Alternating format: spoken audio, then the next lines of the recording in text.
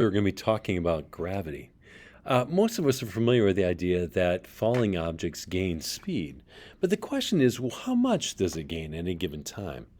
Well, near the Earth's surface, that value is approximately negative 9.81 meters per second squared. Why is it negative? Well, typically when we're dealing with calculations vertically, which we haven't worked with all that much, we typically define upward as positive and downward as negative. So if you think about it, gravity is accelerating things in the downward direction. Their velocity is increasing in the downward direction. So we think about it as being a negative quantity. Because this number is used so frequently, it's often given its own, well, it is given its own variable, small letter g, and it's pronounced as G or G's. And we'll talk a little bit more about it. Now, a quick warning on this one, this is only near the surface of the Earth. If you move away from the Earth, gravity does get smaller. And also, even on the surface of the Earth, it varies a bit. Take a look here in LA. It's a little bit less than 9.81. It's actually about that. Whereas in actually a lot of places, a little bit less. Madrid's pretty close. I only listed a few cities here, but some places it's larger than 9.81. But on average, if you average the entire surface of the planet to 3 sig figs, 9.81. Oftentimes, people will just go negative 9.8 because that is fairly safe for every single city, meters per second every second. But yeah, we'll try to go 3 sig figs in most of our calculations. Take a quick look at this one. In particular, look at these numbers up here. I'm just going to repeat. This pilot in a centrifuge is experiencing 9 Gs. And 9 Gs, you can sort of see it pushing his face down. And at some point, he passes out and it stops. Yeah, pretty much. I'm going to turn on the audio here for a second. G's are actually quite a bit. So you saw him experiencing 9 G's. 9 G's means 9 times 9.81, or he was experiencing an acceleration of 88.3 meters per second every second. That's a large acceleration. Now, here's one of the questions I always get, and I love asking this one. So up above here, you've got a series of astronauts in the International Space Station playing weightless soccer. Apparently, there is no gravity there. The question I have then is, where does Earth's gravitation end? In other words, when does G approach zero? Multiple choice answers. It's at the top of the highest mountain. B, it's at the edge of the atmosphere. C, just below the ISS's orbit. D, at the moon. E, never. I'll let you think about this for a moment before I answer it. If you ask an 8th grader, they will tell you that it stops at the edge of the atmosphere. Why? Duh. Of course, in a vacuum, there is no gravity. Well, that's not necessarily true. Even the moon is actually held in its orbit because of the gravitational attraction to the Earth. If there wasn't for that, it would flow off in a straight line. Correct answer on this one is never.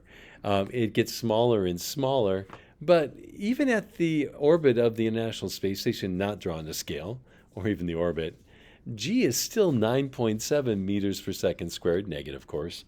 It's only slightly less than the Earth's surface, which then begs the question, is the video up on top of here fake? Is it produced at some soundstage in New Mexico, and those astronauts are actually on wires that have been removed digitally? Is it CGI? Is it AI? The answer is it's a bit of a trick. Not that they truly are weightless. No, it's not a conspiracy theory. The answer is if you're in an elevator car and the elevator cable broke and all the safety systems also failed, yeah, believe it or not, you would be weightless relative to the elevator car, as both you and the elevator car fell all the way to the bottom. And during the fall, you would be weightless, and everything in this elevator car would appear to be weightless. You could float around the elevator car. The same exact thing is happening here at the International Space Station. But instead of falling straight down, they have some velocity sideways. So instead of falling straight to the Earth, they actually fall around the planet in a orbit. And so why are they weightless? Not because there's no gravity, but because both they and the International Space Station are falling around the planet. If you graphed the velocity of a falling object versus time, you would get this velocity or graph. Notice it starts at 0. This assumes you're actually releasing it from rest. And the velocity would increase at a regular rate. Gravity is accelerating downward. If you look at the slope of this, the slope, rise over run, is it would be gaining negative 9.8 meters per second for every second that it falls. And that's where we get what g is. That is the acceleration due to gravity in the vertical direction. There's been some debate about this over time. I do need to mention Aristotle. Aristotle lived around 300 BC, and I'm going to spell his name wrong because I'm going to rush on this one, and printed or published some of the first observations on science. And his belief was that all objects wanted to return to their proper level.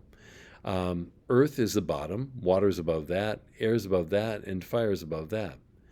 And according to Aristotle, heavier objects, being more earthy, would fall faster than bigger or than smaller objects. And sure enough, if you take a book and a piece of paper, sure enough, the book falls faster. And if you put the book on top of the piece of paper, the book will push the piece of paper down and hit the ground. But one of my favorite demos is take the piece of paper, fold it in half, put it on top of a large book, and drop it. And believe it or not, both the book and the paper will fall at the same rate. That would have driven Aristotle crazy. Galileo, as a teenager, suspected that Aristotle was wrong. Now, quick warning on this one. We're talking Galileo, and we're talking now 1500 AD. Aristotle's ideas are well known, and everybody believes them, and they've been around for 1800 years. And then this teenager in Italy comes along and says, no, I don't think Aristotle's right. And supposedly on Sunday afternoons, he would take large lead balls and small lead balls and drop them off the Leaning Tower of Pisa down to the piazza below. And he would ask people below, hey, which one hit the ground first? And they're like, oh, the same time. And they're like, you must be doing something wrong, Galileo, because Aristotle can't be wrong. And he'd repeat it. And they're like, it's some sort of trick. Galileo, your lead balls are not right. Turns out Galileo was right. All objects do fall at exactly the same rate, that negative 9.81 meters per second every second near the Earth's surface. The thing that people got confused about was air resistance. And it turns out even a feather and a bowling ball will fall at the same rate if you remove air resistance. Take a look at this next video clip. I think it's on here. Yep. Here it is. They're dropping a bowling ball and a group of feathers in a vacuum. That entire room is at a vacuum. Here they are released from electromagnets. Notice the bowling ball and the feathers are falling at exactly the same rate all the way down. And it's a strange idea, but the acceleration is negative 9.81.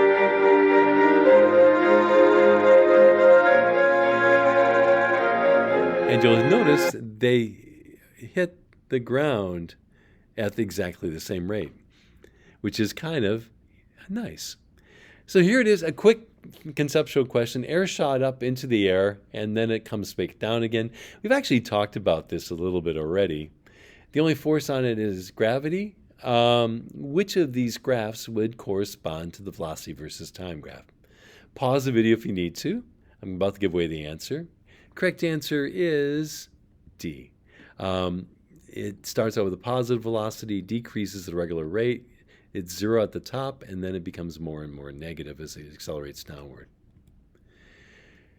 So, one interesting feature, College Board actually assumes that gravity is 10 meters per second squared instead of 9.8. Why? You can actually do some conceptual math, and it's close enough for most of the work we're doing. So take a look over here. A girl is dropping a ball off the edge of a cliff. After 1 second, it's moving at 10 meters per second, 2 seconds 20, 3 seconds 30, 4 seconds 40, 5 seconds 50. And that's fine for what we're doing, just a quick approximation. But here's the second question. What's the displacement of the object? In other words, how far does it fall each second? And to do that, I'm going to use this equation down here at the bottom, if you can see it. Initial velocity plus final velocity over 2 times time.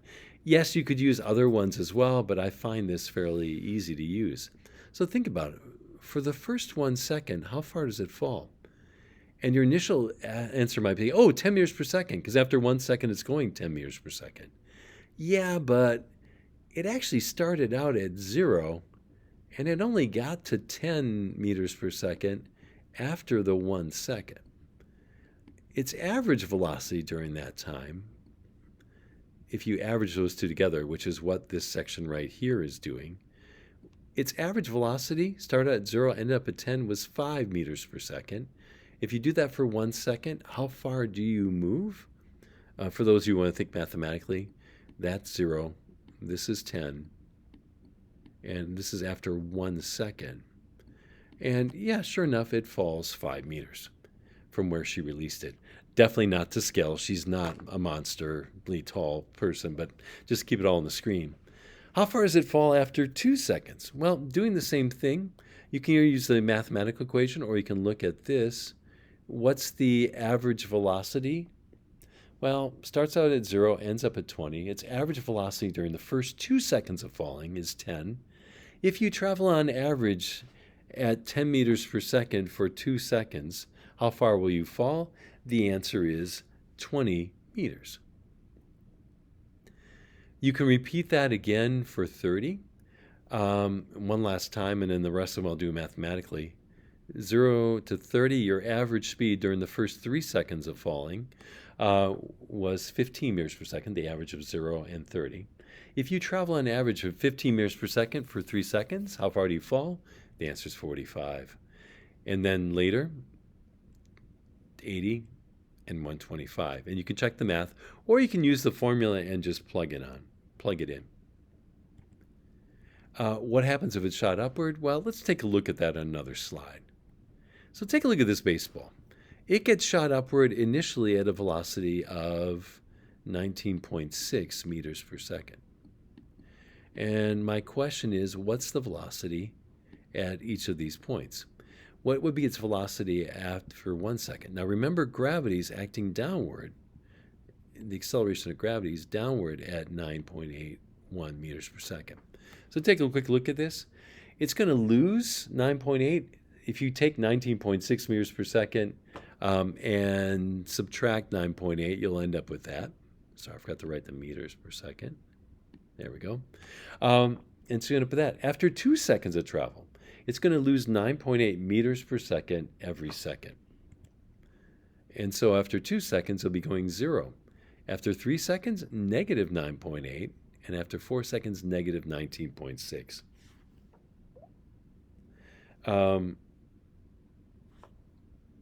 And now, second question. If it's shot upward, what's the position at 1 second? Well, again, we can use that same little trick we did before. We know how fast the ball's moving after 1 second. It's moving at 9.8 meters per second. I'm going to draw these on here real quick so you can sort of visualize it. And then after 2 seconds, it's briefly at rest, not drawn to scale. And then afterwards, it falls back down again. And I'm going to draw it off to the side here just to avoid confusion. And then later here, negative 19.6. I'm going to forget units here just because I don't want to make this slide too long. You can use this equation and actually solve it. You'll end up with 14.7. And then at 2 seconds, 19.6. At 3 seconds, 14.7. At 4 seconds, we're back down to 0. We're actually at the same height as where we started. And now take a look at this next one. This one's more of a mathematical one. At what velocity would you need to launch a baseball so it would just barely touch the ceiling of this room if you're launching it from the floor? And for this one, you can just do a quick plug and chug and solve it. And then the second question, how much time would it take to reach the ceiling? All right. Here, you could actually use any of these three equations down here. Sorry, I didn't intend for these to come up all at once. In particular, I'm going to use this one right here because it's probably the easiest of all of them. In this case, initial velocity would be 7.41, the one we just solved out, the launch velocity. Final velocity when it reaches the ceiling would be 0, and you can solve for the time. And then what time would it hit the floor? Well, when it came back down the floor, it would be actually going downward at the same speed, and you'd get this, 1.51. We're going to take a look at a couple of example problems. And just a quick reminder, gravity is acting in the negative direction, so we're going to define up in this case as positive, down as negative. A ball is being thrown upward at 10 meters per second. That's going to be in the positive direction. And we want to figure out when it's going to hit the ground. So the ball is going to go up and then come down and end up 335 meters, the height of the tower, down below where it started. Well, that displacement is going to be in the negative direction, so negative 135 meters from where it started. And so to solve this one, we're looking for time. We have initial velocity, we have displacement, we know acceleration. I'd recommend using this equation. And now it's just plug and chug. Displacement, negative 335 meters from where it started. Initial velocity, positive 10. Acceleration of gravity, negative 9.81. And we're solving for time. If you look at this, and I rearranged it so you could sort of see it, this is actually a classic quadratic, where this is the a term. Remember, ax squared plus bx plus c. This is a classic quadratic equals 0. How do you solve it? Either with a quadratic equation solver on your calculator or the good old-fashioned quadratic equation, negative b plus or minus square root of b squared minus 4ac all over 2a. If you use that, you'll come up with two possible solutions. Which one of these is right? The answer is technically both of them are. You might say, wait a second, how could the other one be right? Well, technically, if you follow this path backwards in time, if you could somehow run it, there'd be another time back in time when it could have possibly been at the ground here and went up here and ended up there at t equals 0. But typically the one we want is the positive time, the one that occurs in the future. So this ball would hit the ground at 9.35 seconds. Let's take a look at another one. What if we throw the ball downward this time at 10 meters per second? What changes? Not a lot. Almost everything else is exactly the same. The displacement of the ball is still negative 335 in this direction from where it starts.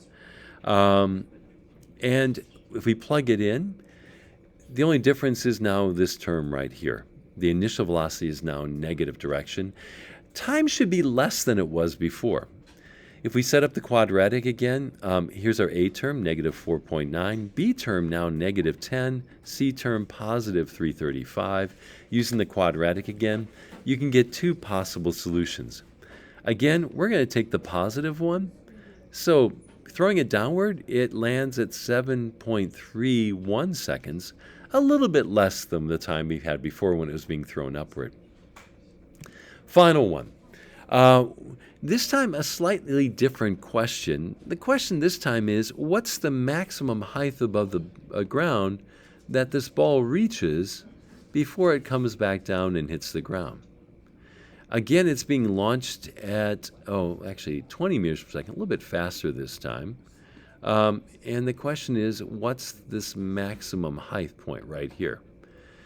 Well, this one's a little bit trickier. You're like, wait, can't we use the same equation? Well, we're not interested in time, just this distance. I'd recommend this equation this time, because we're not interested in time at all. And instead, what we can figure out is this distance here above the top of the building where it's going to stop. What do we know about this point? Well, at this particular instant, at the highest point, its velocity is briefly zero. It stops and then it begins to fall back down again. So we can actually solve this. Final velocity, 0. Initial velocity, positive 10. Gravity, still in the negative direction, negative 9.81. And if you solve it, we'll discover that it's going to stop when it reaches 20.4 meters above the building. Is that our final answer? Nope. We actually want to know above the ground. So to solve this one, the maximum height is going to be the height of the building, plus that 24.4 meters that goes above the building, giving us a total of 355 meters to 3 sig figs. Last one, this one's a little bit strange, but kind of another one. You're going to throw a ball up from the ground with some initial velocity so that it barely reaches, as I've got it going halfway up here, just barely reaches the top building before it begins to fall back down again. If you're at the top building, you could catch it real quick. Here I'm using the International Commerce Center, a tall building somewhere else in the world. And if you solve this one, again, we're going to use that equation. Final velocity is going to be 0 as it gets to the top here and briefly stops. Initial velocity is what we're looking for. Gravity is that. Delta x positive 484. And if you solve it, you'll discover that you need to launch it at about a third of the speed of sound, 97.4 meters per second, which is crazy fast. So here are the big 4 equations now. These are the ones we're using for kinematics. All of them are useful, but they aid calculations. They don't take the place of good judgment and logic. In particular, this last one has a major issue. If your initial velocity is negative and you plug it in here and square it, you lose the negative sign. Same thing with the final velocity. And so you get the same result as if you had a positive initial velocity. You need to sort of think about it whenever you use these, saying, wait, is this answer reasonable? Always try it maybe 2 different ways. Remember, I tell you there's always 3 different ways of solving any problem. Maybe try it twice and see if you get the same answer. If not, something's wrong with the logic. Let's take a look at one more mathematical example. This one is involving brain injury and why you generally want to put carpeting on a child's bedroom floor. An acceleration of less than 800 meters per second lasting for any length of time will not cause injury, whereas an acceleration of 1,000 meters per second squared lasting for at least 1 millisecond, 1,000th of a second, will cause injury. Suppose a small child rolls off a bed that is just a half a meter or 0.4 meters above the floor. If the floor is hardwood, the child's head is brought to rest in approximately 2 millimeters. If it's carpeted, in about 1 centimeter. Calculate the magnitude and duration of the deceleration in both cases. Deceleration is just a negative acceleration. Assume the child remains horizontal during the fall to the floor. Note that a more complicated fall would result in a head velocity greater or less than the speed you calculate. So solving this one. First of all, falling out of bed, we need to figure out how fast they're going to be moving when they hit the floor. I'm going to use this equation again. They start out with an initial velocity of 0, and we're trying to figure out their final velocity. Displacement's negative 0.4 because they're moving downward, gravity negative 9.8. And we'll discover that they hit the floor moving at negative 2.8 meters per second. That's just 2.8 meters per second in the downward direction. Now, let's take a look at what would happen if they hit the hardwood floor. I'm going to use the same equation, and because we don't have time, we're trying to find the acceleration. In this case, the final velocity after they hit the floor is going to be 0. Initial velocity, negative 9.8. The distance is 2 millimeters, which is 0.002 meters, 2 thousandths of a meter. Solving for the acceleration, we end up with that. Notice that is larger than this 1,000, and yeah, believe it or not, would probably result in head injury unless they caught themselves with their hands. What happens if we had carpeting? Everything stays the same, except now 1 centimeter, 0.01 meters, and our acceleration is now it's still large, 392 meters per second squared. Still crazy large, but not enough to cause brain damage or injury. Take a look at the equations on this is actually part of the AP Physics 1 equation sheet. And notice it does have the second, although written in a slightly different form, and our third and our fourth of the big four equations. The only one that's missing is the first one. But it is the first three equations on the AP Physics 1 formula sheet. Don't panic. You're like, wait, it looks completely different. It's the same. They just changed it to fit their format. Finally, you've got, for homework, you're going to have a few graphs. And we've got some displacement graphs. A is going at a constant velocity. B starts out slow and gets faster. What's happening at this point right here? Briefly, they have the exact same position at 5 seconds.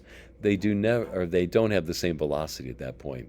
What you can do is draw up motion maps and then write comparisons. The displacement at 5 seconds, as we just mentioned, it would be A is equal to B. Why? From the graph, they have the exact same position. The average velocity from 0 to 5 seconds, it's worth talking about that. They both start out 0. They both end up in the same position after the same amount of time. Their average velocity is also the same. And you can describe why. But now let's talk about this last one. The instantaneous velocity at 5 seconds. B's slope, which is its velocity, is this, whereas A's slope is much, much less. So at this time, who's got the greater velocity? The answer is B has the greater velocity. Why do we know that? Because of the slope. This one is a velocity versus time. What's happening in this case when the two graphs cross? At this particular instant in time, they briefly have the same velocity of 4 meters per second. Which one has a greater displacement? Remember, to calculate displacement, you need to actually figure out the area underneath the graph. What was A's displacement? Well, you would figure out this area. And for B, you would figure out the area of the triangle. And I don't want to give you all the answers, but you can sort of figure it out. So here's A's displacement, and B's displacement would be the area of this triangle. And you just need to compare those two to figure this one out. And my apologies for being so long there. And try solving these. Finally, the other ones here, you're doing some qualitative graphs. You've got a train that's coming to a stop in 10 seconds at a constant rate. And most of these are pretty straightforward. And then you've got some position versus time graphs, velocity graphs, and not too bad. And then we've got some of the review questions. We'll talk more about this later. But some of these are more difficult than the others. We'll talk about this one later. With that, good luck. You've got a couple review questions to work through and some worksheets. Good luck with these, and I'll see you soon.